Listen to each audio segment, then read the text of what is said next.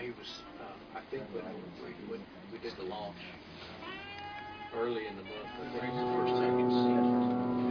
I hadn't seen it. He hadn't seen a copy of the book.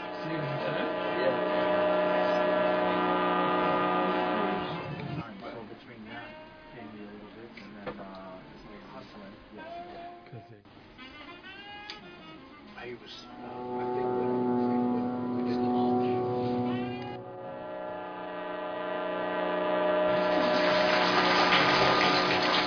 Today, black stars and sunglasses hid the mane of hair that had once been described by a political columnist as the color of brick on fire.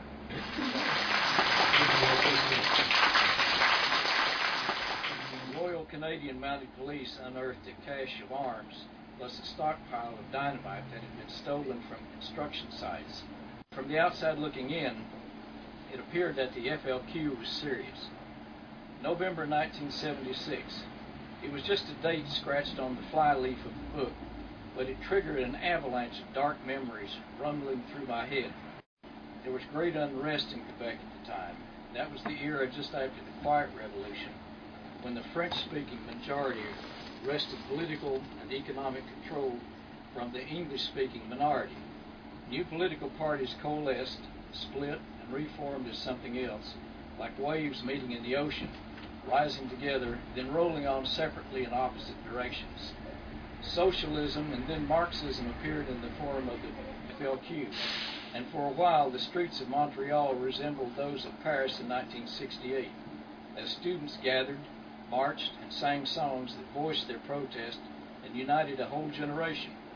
Occasionally bombs were detonated in or near Anglophone establishments.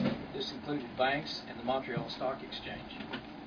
The wave crested violently in 1970 with the kidnappings of British Trade Commissioner James Cross and then Quebec Minister of Labour Pierre Laporte. Laporte was found strangled in the trunk of his car.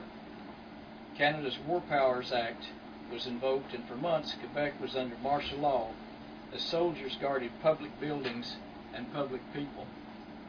But in a few months, armed insurrection was thwarted and the FLQ, discredited, faded into history. That didn't mean unrest was quelled, however. By the middle of the 1970s, the restiveness of the Francophones evolved from anarchism to separatism. Ardent Quebecois wanted nothing to do with the rest of English-speaking Canada, and they began to press for something that resembled independence. What form that would take, complete separation from the other provinces, or just the right to self-determination within a loose Canadian confederation, depended on who the speaker was, and there were many voices.